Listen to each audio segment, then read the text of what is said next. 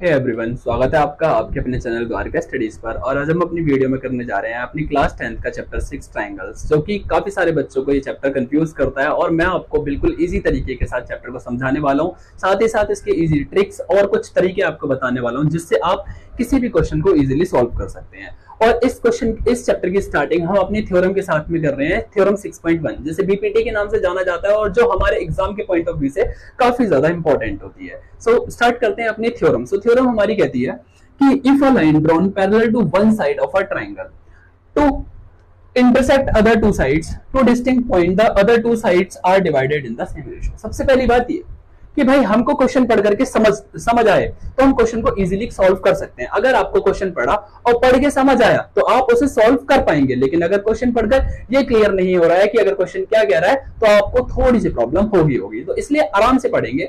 इतना समझ आया कि भाई एक ट्रायंगल है, ठीक है, तो एक ट्रायंगल बना लो भाई। हमने ट्रायंगल बना लिया, क्लियर हो गया इतना, ठीक है। आगे कहता है कि भाई if a line drawn parallel to one side of triangle, भाई इस लाइन के पैरेलल हमने यहां पर एक लाइन ड्रॉ कर ली, इतना क्लियर हो गया।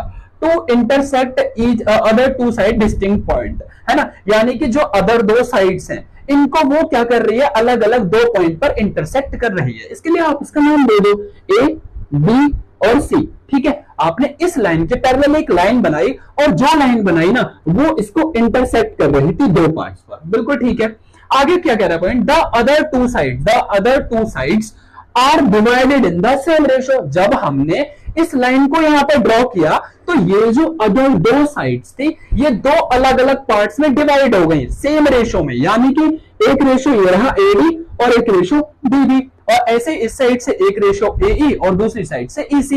ये दो हमने क्या हुआ, दोनों साइड्स अलग अलग रेशियो में, अलग अलग अनुपात में विभाजित हो चुकी है, डिवाइड हो चुकी है। और थ्योरम 6.1 कहती है कि ये जो डिवाइड हुई है ना दो पॉइंट्स, दो रेशियो जो है, इनको प्रूफ करके दिखाओ। तो सिंपल चीज, इसने क्या पूछा हमसे यहाँ पर प्रूफ करने के लिए, हमें वो लिखना है। तो प्रूफ करने के लिए बोला कि जो एडी है ना, ये वाला जो आधा हिस्सा ये इसके बटे में है, क्लियर हो रहा है ना, और उस साइड वाली लाइन एई बटे में ईसी के है, ये प्रूव करके दिखाना है। कहा ना इन्होंने कि अदर टू साइड्स, ये दोनों other two sides are divided in the same ratio, बराबर अनुपात में है, ये प्रूव करके दिखाना है, ठीक है, समझ आ गया। तो अब क्या करेंगे, हम यहाँ कुछ कंस्ट्रक्शन करते हैं। और कंस्ट्रक्शन के लिए एक काम करो भाई, इन्होंने कहा था इंटरसेक्ट कर रहे हैं, तो हम एक काम करते हैं, इस लाइन को यहां से इसे मिला देते हैं और इस लाइन के ऊपर एक कंस्ट्रक्शन में क्या करते हैं, ये जो पूरी लाइन है ना ए बी, मेरी बातों को ध्यान से सुनना और कृपया करके, जो आपसे एक मेरी रिक्वेस्ट है, आप कॉपी और पेन लेकर जरूर बैठना, क्योंकि मैथ्स को वीडियो देखने से सिर्फ आप नहीं समझ सकते हैं या फिर देख करके पढ़ करके नहीं समझ आएगा।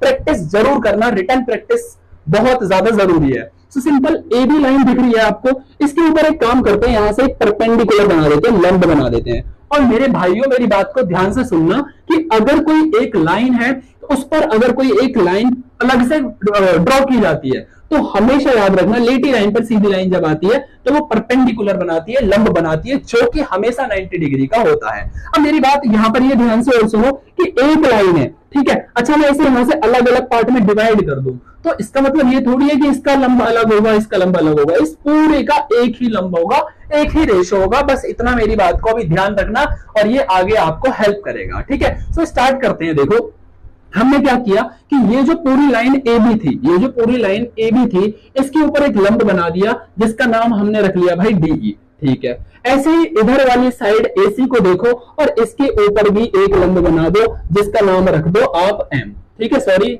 इसका नाम ई, A B C D E, भाई जी एच रख देते हैं, ठीक है, ठीक है। तो हमने यहां पर इसका नाम मान लिया आपका जीई, ठीक है। जीई जो थी आपकी, दोबारा से देखो, जो जीई था वो परपेंडिकुलर था इस लाइन के ऊपर ए बी के ऊपर। सेम ऐसे ही इधर से देखोगे, जो डी एच है आपका, जो डी एच है वो आपका क्या है, परपेंडिकुलर है किसके ऊपर, ए सी के ऊपर। इतना तो सबको क्लियर हो गया। मेरी बात ध्यान से सुनना कि ये जो लाइन है ना डी एच, ये इस पूरे के पूरे ए सी के ऊपर लंब बन रहा है, यानी कि क्या बन रहा है, हमारे यहाँ पर परपेंडिकुलर बन रहा है। और परपेंडिकुलर का मतलब एक चीज याद रखना, ये क्या है, बेस, ये हमेशा क्या होगा, बेस, और ये क्या होगी, हमेशा हाइट होगी। क्या ये हो गया, हाइट होगी। इतना क्लियर हुआ, ठीक है। सो स्टार्ट करते हैं। देखो आगे क्वेश्चन कैसे करना है। अब इसे प्रूव कैसे करके दिखाएं, एडी डिवाइड में एडी डिवाइड में डीबी। मैंने कहा ना मैं तुम्हें आराम से इजी तरीके के साथ समझाने वाला हूं। तो एक चीज मुझे बताओ भाइयों कि ये जो लाइन और ये जो पॉइंट है, मतलब दोनों एडी और डीबी, ये किस लाइन पे बन रहे हैं? पूरे ये बन रहे हैं आपका एबी लाइन पर बन रहे हैं ना, एबी लाइन पर। तो आप एबी लाइन को ध्यान से देखो और ये बताओ क्या इस एबी लाइन से कोई ट्रायंगल बन रहा है? बिल्कुल बन रहा है। देखोगे तो भाई ये भी एबी लाइन और इससे देखो यहां से ये वाला है ना, एक आपको ट्रायंगल दिख रहा होगा। जहां मैं स्केच को चला रहा हूं वहां पर देखो ये वाला एक ट्रायंगल दिख रहा होगा, दिख रहा है ना? बिल्कुल। तो आप क्या करो, एक ट्रायंगल दिखा आपको, ट्रायंगल इसका नाम है ए बी ई, है ना? देखो ए बी ई, बिल्कुल ठीक है। अब इस ए बी ई को भी ध्यान से देखोगे तो ये जो लाइन डी ई आई थी ये क्या कर रही थी?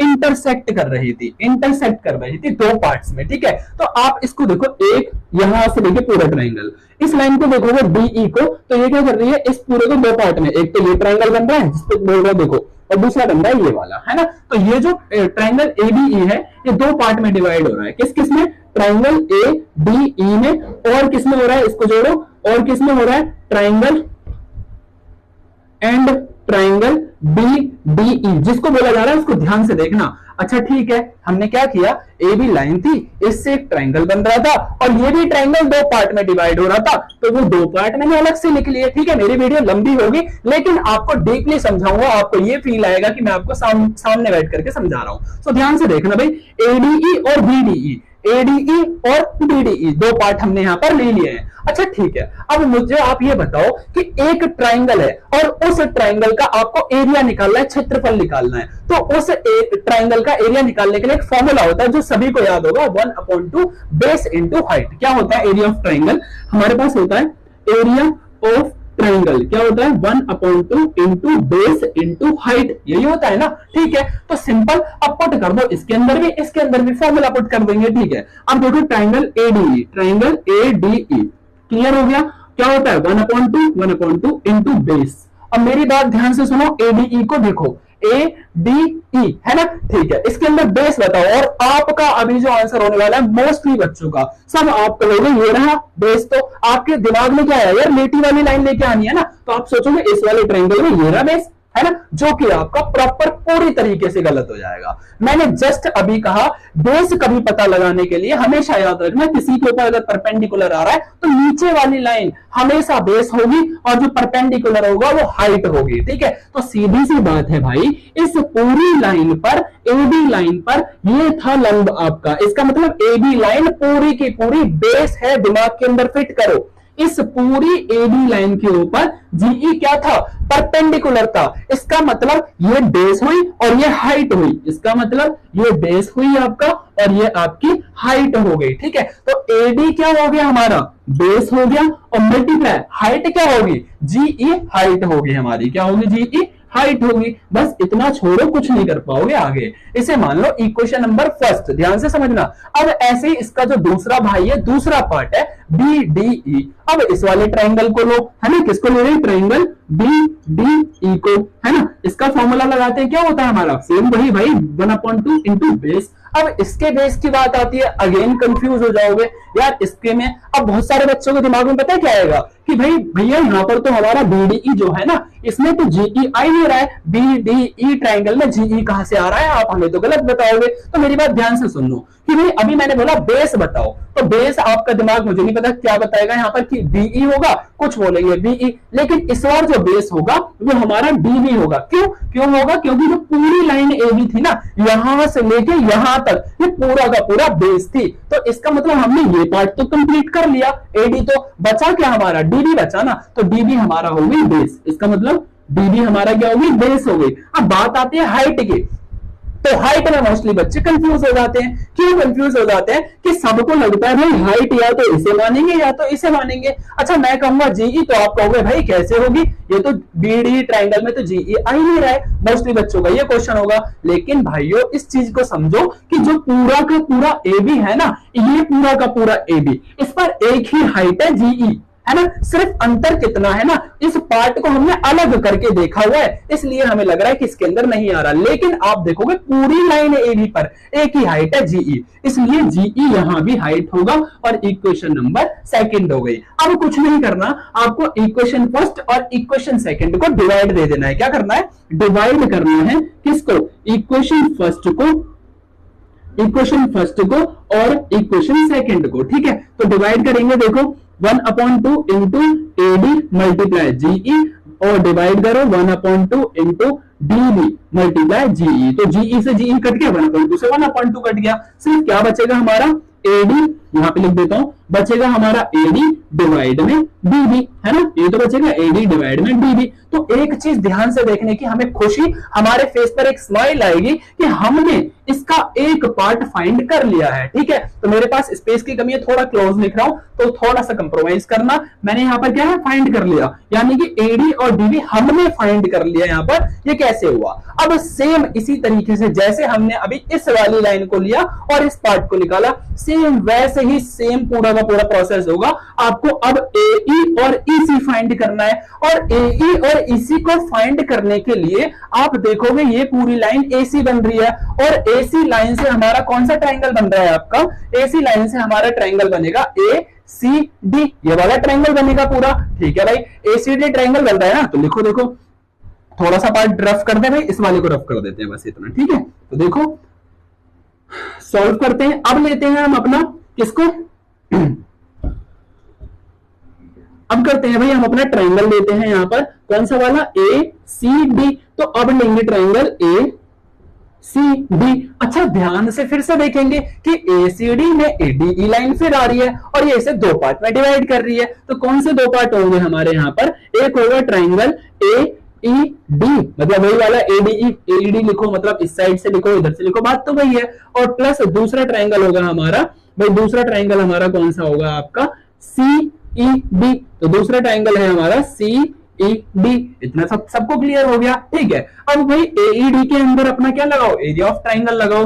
तो एरिया ऑफ ट्रायंगल किसके अंदर लगा रहे हो आप, एईडी के अंदर लगा रहे हो, है ना। तो फॉर्मूला क्या होता है हमारा, 1/2 इंटू बेस, है ना। तो ध्यान से मेरी बात देखो, ध्यान से सुनना, एईडी के अंदर बेस क्या होगा, मैंने अभी अभी आपको यहां पर लिखा था कि पूरी की पूरी लाइन एसी, पूरी की पूरी लाइन एसी पर एक ही बस हाइट है हमारी, वो है टीएच, और बेस ये पूरा एसी बेस होगी। ठीक है, तो इसका मतलब अभी हम सिर्फ इतना ट्रायंगल ले रहे हैं, तो एई हमारा बेस हो गई और हाइट कितनी है भाई, डीएच इसकी हाइट होगी, है ना। इक्वेशन नंबर फर्स्ट हो गई। अब दूसरा वाला ट्रायंगल सीईडी ले लो, तो ट्रायंगल सीईडी लेंगे 1/2, सीई क्या हो गया, ईसी जो है हमारा, ये हमारा बेस हो गया, हाइट एक वही है डीएच हमारी। ठीक है, तो इक्वेशन नंबर सेकंड हो गई।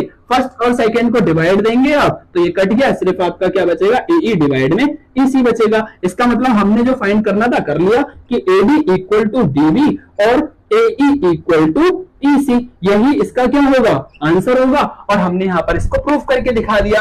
ये क्वेश्चन हमारा मोस्टली 5 मार्क्स के अंदर आता है और पूरे के पूरे 5 मार्क्स आपको मिलेंगे अच्छे तरीके से एक्सप्लेन करके आना। और उम्मीद करता हूं मेरे सभी भाइयों को अभी बहुत अच्छे तरीके से क्लियर हुआ है। कृपया बस आप मुझे सपोर्ट करते रहो, क्योंकि वीडियो लंबी होगी लेकिन आपके लिए बहुत ज्यादा हेल्पफुल होगी। सो इसी के साथ बढ़ते हैं, स्टार्ट करते हैं अपना नेक्स्ट क्वेश्चन। और नेक्स्ट क्वेश्चन में हम करने जा रहे हैं अपनी थ्योरम 6.1 को, जो कि हमारे एग्जाम के पॉइंट ऑफ व्यू से नहीं, लेकिन हमारे आगे के काफी सारे क्वेश्चंस सॉल्व करने में हेल्प करने वाली है। सो थ्योरम 6.1 को कन्वर्स बीपीटी कहा जाता है, यानी कि बेसिक प्रोपोर्शनेट थ्योरम की ये कन्वर्स होती है। ठीक है, सो हमारे लिए इंपॉर्टेंट भी है और काफी सारे बच्चों को 1 तो समझ आ जाएगी, लेकिन 2 में बहुत ज्यादा लोग कंफ्यूज रहते हैं। सो सिंपली क्वेश्चन हमारा क्या है कि if a line divide any 2 sides, भाई एक कोई लाइन है जो कि 2 साइड्स में डिवाइड किया जाता है लाइंस को, और ऑफ अ ट्रायंगल, है ना, ट्रायंगल की जो साइड्स है, लाइंस है, उनको 2 भाग में डिवाइड किया जाता है सेम रेशियो के अंदर, जो कि हम अपना थ्योरम 6.1 में बहुत अच्छी तरीके से समझ चुके हैं। यहां पर हमारा क्वेश्चन कहता है कि भाई then the line is parallel to third side. आपने एक चीज पढ़ी भाई, एक बात बताओ मुझे, हमने यहाँ पर पढ़ा एक ट्रायंगल था हमारे पास, ठीक है, जिसका नाम क्या था आपका, एबीसी नाम था, और जो 2 पार्ट्स में डिवाइड था। ठीक है, बी जो था वो इसका मिड पॉइंट था और ई जो था वो एसी का मिड पॉइंट था। क्लियर हो गया इतना। और हमने यहाँ पर ये देखा था कि जो डीई थी ना वो पैरेलल थी बीसी के। इतना क्लियर हुआ। यहाँ पर हमने क्या देखा था, डीई पैरेलल था किसके, बीसी के। अब एक चीज मेरी ध्यान से समझना है, यहाँ पर हमने यहाँ पर पहले हमने यहाँ पर प्रूफ कर लिया है, क्या प्रूफ कर लिया है कि जो एडी है ना वो डिवाइड में है डीबी के और एई डिवाइड ईसी के है। ये हम किसमें प्रूफ कर चुके हैं, बीपीटी में प्रूफ कर चुके हैं, ठीक है, थ्योरम 6.1 में इसे प्रूफ कर चुके हैं। साथ ही साथ हमें यहाँ पर क्या प्रूफ करना है कि भाई जो आपका डीई लाइन है वो पैरेलल है किसके, बीसी के, ठीक है। लेकिन उससे पहले कह रहा है कि then the line is parallel to third side. यहाँ पर जब एक लाइन दूसरी एक और लाइन के, तीसरी लाइन के पैरेलल होगी तो इसका नाम दे देते हैं हम आपका एफ। इतना क्लियर हो गया। इसका मतलब ये हुआ कि यहाँ पर है ना आपका डी एफ पैरेलल है बीसी के, आपको मानना है बिल्कुल ये चीज, ठीक है। लाइट कर ली हमने, कंस्ट्रक्ट कर लिया ये चीज, मान लो, ठीक है।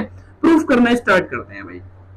प्रूफ करने के लिए आपको क्या करना है, सिंपली देखो, सबसे पहली चीज हम यहाँ पर क्या प्रूफ कर चुके हैं कि एडी डिवाइड में डीबी होगा और एई डिवाइड में ईसी होगा, जो हमें पता है होता ही होता है, ठीक है। लेकिन हमने यहाँ पर ये माना कि डीई यहाँ पर कोई भी एक पॉइंट नहीं है, ऐसा एज्यूम कर लेते हैं। डीई जो है वो पैरेलल नहीं है बीसी के, है ना। एज्यूम करते हैं कि भाई DE is not parallel to BC, सिर्फ मान लेते हैं, ठीक है। सो इसका मतलब ये यहाँ पर क्या होगा, आपका डीएफ पैरेलल होगा बीसी के, ठीक है। क्या पैरेलल होगा, डीएफ पैरेलल होगा बीसी के। अच्छा एक चीज बताओ, मैंने अभी स्टार्ट जब वीडियो की थी और मैंने आपको एक चीज बोला था कि मैं आपको कुछ ट्रिक्स, कुछ तरीके बताऊंगा क्वेश्चन को सॉल्व करने के। सो वो तरीका हमारा क्या होने वाला है उसको ध्यान से समझना। आप किसी भी क्वेश्चन को सॉल्व कर सकते हो बहुत आराम से। वो तरीका ये है, इसको रोक करके थोड़ा सा बताता हूं। वो तरीका ये है कि अगर आपको 6th चैप्टर के अंदर कभी भी, याद रखना कभी भी, अगर दो चीज पैरेलल दी हुई है, फॉर एग्जांपल माना कि ये लाइन, एग्जांपल के लिए डीई जो है बीसी के पैरेलल दी हुई है, मान लीजिए क्या डीई पैरेलल है बीसी के। अगर ऐसा क्वेश्चन में दिया हुआ है और पूछ रहा है आगे से फाइंड करके दिखाओ, सॉल्व करके दिखाओ, तो याद रखना अगर कोई दो लाइन आपस में पैरेलल है तो उनके जो बराबर वाले सेम रेशियो होते हैं वो बटे में होते हैं, हमेशा याद रखना इस चीज को, ठीक है। या फिर क्वेश्चन इस तरीके से देगा कि साइड वाले रेशो आपको देगा, जैसे ये लिख देगा एडी डिवाइड में डीबी, एई डिवाइड में ईसी, तो प्रूफ करके दिखाना है कि डीई पैरेलल होगी बीसी के। तो हमेशा याद रखना अगर रेशो दे रखे होंगे तो ये लाइन पैरेलल होंगी और पैरेलल लाइन दे रखी होंगी तो ये एक दूसरे के रेशो में इक्वल होंगे। इतना क्लियर हो गया। हम अपने क्वेश्चन को करते हैं अभी। तो अब एक चीज यहाँ पर देखो ध्यान से, जो चीज मैंने बोली, यहाँ पर डीएफ पैरेलल है बीसी के। अगर डीएफ पैरेलल है बीसी के तो मेरे को ये बताओ यहाँ पर रेशो कौन से बराबर होंगे, यानी कि इधर से तो एडी डिवाइड में, यहाँ क्या होगा आपका एडी डिवाइड में होगा बीसी के इक्वल टू, है ना। दूसरी तरफ से देखोगे तो एफ पॉइंट है ना, तो डी एफ डिवाइड में होगा एफ सी के। ये इंपॉर्टेंट था, क्या होगा, डी एफ डिवाइड में होगा किसका, आपका एफ सी के। क्यों होगा, क्योंकि इस बार ये डीई कोई पॉइंट नहीं है जो इसके पैरेलल होगा, सिर्फ और सिर्फ हमने ए एफ को माना और एफ के बाद में आएगा एफ सी, तो हमने यहाँ पर इसको लेट कर लिया। इतना तो सबको समझ आ गया होगा। हमें इक्वेशन मिल गई एक, प्रूफ करके यहाँ पर इक्वेशन फर्स्ट। और साथ ही साथ दूसरी इक्वेशन हमने पता है कि यहाँ पर जो गिवन दिया हुआ है क्या है, यहाँ पर दूसरी इक्वेशन हमारी कि एडी डिवाइड में सॉरी यहाँ पर बीडी आना था, है ना, डीबी आना था, very good, DB equal to वहां पर दिया हुआ है एई डिवाइड में ईसी, ठीक है। और दूसरी इक्वेशन हमें यहाँ पर ये पता चल गई आपकी, ये रही फर्स्ट ईयर या सेकंड ईयर है, ठीक है। तो इसका मतलब आप इसे देखोगे ये तो एक दूसरे से कैंसिल हो जाएंगे, सिर्फ और सिर्फ हमारा क्या बचेगा, डीएफ डिवाइड में एफसी बचेगा और इक्वल टू एई डिवाइड में ईसी बचेगा। इतना क्लियर हो गया, ठीक है। यहां तक ये आंसर आ गया। लेकिन पैरेलल प्रूफ क्या करना है कि डीई पैरेलल है, ये प्रूफ करके दिखाओ, बीसी के तो सॉल्व नहीं हुआ। अब मेन चीज यहां पर स्टार्ट होती है थ्योरम 6.1 की, कि क्या करना होता है थ्योरम 6.1 में। कन्वर्स बीपीटी कहती क्या है, कन्वर्स बीपीटी कहती है कि जो भी हमारा प्रूफ हुआ, देखो इनमें आपको क्या कर देना है, ऐड कर देना है both side, add one both side. Clear हो गया, बस इतना याद रखना है। इसके अंदर क्या करना है, तो डीएफ डिवाइड में क्या था आपका, एफ सी था, प्लस 1 कर देंगे, इक्वल टू एई डिवाइड में ईसी था, प्लस 1 कर देंगे, एई डिवाइड में ईसी था, प्लस 1 कर देंगे। क्लियर हुआ। अच्छा भाइयों देखो यहाँ पर जिसके नीचे कुछ नहीं होता उसके नीचे 1 होता है, सबको पता है। और हमेशा याद रखना कभी फ्रैक्शन नंबर्स को आप डायरेक्ट प्लस माइनस नहीं कर सकते हैं, उसके लिए हमेशा हमें एलसीएम लेना होता है, किसका, डिनोमिनेटर का, यानी कि हर का। सो एफसी और 1 का एलसीएम लेंगे तो एफसी ही आएगा, क्रॉस मल्टीप्लाई करेंगे तो डीएफ बन जा डीएफ होगा और एफसी को 1 से करेंगे तो एफसी आएगा, इक्वल टू ईसी का एलसीएम लेंगे तो ईसी ही आएगा, क्रॉस मल्टीप्लाई करेंगे तो एई प्लस में ईसी आएगा, ठीक है। डी और एफ सी कहां पर आ रहे हैं, डी एफ कहां पर है, सॉरी यहां पर हमने कुछ गलत किया हुआ है आपका, D F F C, D F नहीं ए एफ आना है, हाँ सॉरी, ये हमारा ए आया यहाँ पर, है ना, तो यहाँ पर ए आएगा, तो ये ए, और हमारा यहाँ पर भी आपका ए एफ आएगा ये, ठीक है भाई। देखो यहाँ पर भी ए आएगा, इसको ए कर लीजिए, ठीक है। ए और एफ सी, ए एफ इस पार्ट को और इस पार्ट को जोड़ेंगे तो हमारा क्या आएगा, ए सी आएगा, और डिवाइड में क्या लिखा है, एफ सी, इक्वल टू भाई आपका ए ई और ई सी को प्लस करो, कहा है, ए ई और ई सी को प्लस करेंगे तब भी हमारा ए सी ही आएगा, और डिवाइड में क्या आएगा, ई सी, ठीक है। ए सी से ए सी कट हो गया, क्यों, डिनोमिनेटर से डिनोमिनेटर, न्यूमरेटर से न्यूमरेटर अगर सेम है तो हमेशा कट जाते हैं, ठीक है, सबको समझ आया यहाँ तक। ऊपर क्या बचेगा, सिर्फ 1 डिवाइड में F C equal to 1 divide में ई सी, ठीक है। अच्छा, दो फ्रैक्शन नंबर्स इक्वल टू में रखे हुए तो वो हमेशा क्रॉस मल्टीप्लाई हो जाते हैं, इस चीज का भी याद रखना, ये बेसिक है आपका। EC इक्वल टू आ गया FC के, इसका मतलब ये हुआ कि भाई ध्यान से मेरी बात को समझना अब, कि ये जो यहां से लेकर यहां तक की लाइन है ना EC, ये बिल्कुल बराबर है इस यहां से लेकर यहां तक के, यानी कि समझो और अच्छे से, अगर EC की वैल्यू 100 होगी ना तो FC की वैल्यू भी 100 होगी, इसकी वैल्यू 50 होगी तो वो भी 50 होगा, यानी कि ये हुआ कि EC पॉइंट और FC पॉइंट आपस में बिल्कुल एक दूसरे के यहां पर बराबर है। इतना तो क्लियर हो गया होगा सबको। तो इसका मतलब अगर भाई ये एक दूसरे के बराबर है तो सीधी सी बात हम यहां पर ये लिख सकते हैं कि भाई अगर DF पैरेलल है किसके, FC के, सॉरी BC के, तो इसका मतलब हमारा DE जो होगी, क्योंकि ये पॉइंट और ये पॉइंट एक ही है ना, F और E दोनों पॉइंट एक ही है, सिर्फ हमने इसको लेट किया है DF को अलग से, तो इसका मतलब सीधी सी बात है कि जो DE होगा वो पैरेलल होगा BC के, और यही हमें यहाँ पर प्रूफ करना था। एक और बार आराम से क्विक रिवीजन देता हूं। हमने सबसे पहले भाई देखा कि ये हमने प्रूफ कर लिया था, यहाँ पर हमने प्रूफ क्या करना था, DE को पैरेलल BC के, और तीसरी चीज कंस्ट्रक्ट क्या करी, एक अलग से थर्ड साइड हमने यहाँ पर बना ली। थर्ड साइड बनाने के बाद हमने माना कि DE कोई पॉइंट ही नहीं है और DF को पैरेलल मान लिया BC के, तो हमने वैसा लिखा। और मैंने आपको कहा कि जो दो लाइन पैरेलल होती है उसके साइड वाले रेशियो बराबर होते हैं, ऐसा मैं नहीं कहता, ऐसे BPT कहती है, ऐसा क्लियर हो गया, यानी कि बेसिक प्रोपोर्शनेट थ्योरम, थ्योरम 6.1 ऐसा कहती है कि दो अगर लाइन क्या है पैरेलल है तो उसके साइड रेशियो इक्वल होते हैं, तो ये इसके बराबर हो गया, AF बराबर में FC हो गया, ऐसा मैंने यहाँ पर लिख लिया। यहाँ पर लिखने के बाद मेरी ये वैल्यू आई, दोनों वैल्यू ये हमें गिवन दिया था यहाँ पर हमने, क्योंकि हमने थ्योरम 6.1 में प्रूफ कर लिया था, दोनों में से AD कैंसिल कर दिया, जो बचा हमने यहाँ पर लिख लिया। देन इसके बाद में थ्योरम 6.1 की कहानी स्टार्ट होती है यहाँ से, और हमने दोनों साइड क्या करना है, ऐड करना है, 1 हमेशा याद रखना, 1 ही ऐड करना है, ठीक है। तो दोनों साइड हमने 1 को ऐड कर दिया। देन इसके बाद हमने क्या किया, यहाँ पर LCM लिया, LCM लेकर के क्रॉस मल्टीप्लाई लेकर के सॉल्व किया। सो हमारी वैल्यू आई AC अपॉन FC और AC अपॉन EC। AC से AC न्यूमरेटर से न्यूमरेटर कट गया, रीजन भी बता देता हूं क्यों, बिकॉज मल्टीप्लाई में ये यहां से डिवाइड से इस साइड क्रॉस मल्टीप्लाई होगा अगर करेंगे तो AC ऊपर से नीचे कट जाएगा, EC इस साइड आएगा, तो भी बराबर बात वही है, ठीक है। तो हमने कट गया 1/FC 1/AC क्रॉस मल्टीप्लाई किया तो EC बराबर आ गया FC के। तो इससे हमें ये पता चला कि EC F से बिल्कुल एक दूसरे के बराबर पॉइंट है, E और F एक ही पॉइंट है बिल्कुल, तो इसका एक ही पॉइंट है, तो इसका मतलब सीधी सी बात है F की जगह DE लिख दो, बात तो एक ही है, तो हमने DE को पैरेलल मान लिया BC के, और हमारा आंसर यहाँ पर क्लियर हो गया। सो हमारी दोनों थ्योरम्स यहाँ पर खत्म होती हैं, और इसके बाद में अब हम करेंगे अपने 6.2 को, बिकॉज 6.1 को इसलिए नहीं कर रहे हैं क्योंकि इसके अंदर नॉर्मल से क्वेश्चन है MCQ के, जिन्हें आप खुद कर सकते हैं। मैं आपको सीधा 6.2 कराऊंगा, और काफी इजी तरीके से, काफी इजी ट्रिक्स के साथ में, आपको सीखने में काफी मजा आने वाला है। सो नेक्स्ट वीडियो का जल्दी से आपके लिए वेट रहेगा, जल्दी ही वो वीडियो आ जाएगी। अगर ये वीडियो अच्छी लगती है तो जल्दी से अपने फ्रेंड्स तक शेयर जरूर करके जाना, और लाइक एंड शेयर तो बनता ही है। तो मिलते हैं अपनी नेक्स्ट वीडियो के अंदर।